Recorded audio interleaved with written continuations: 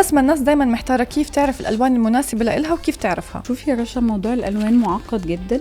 يعني مثلا لو دخلنا فيه هنتوه. كانوا خبراء الموضة بيعتمدوا على 4 فصول، اللي هو الربيع والخريف والشتاء والصيف.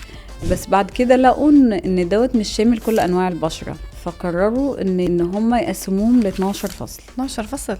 12 فصل. زي مثلا خريف دافئ، خريف بارد.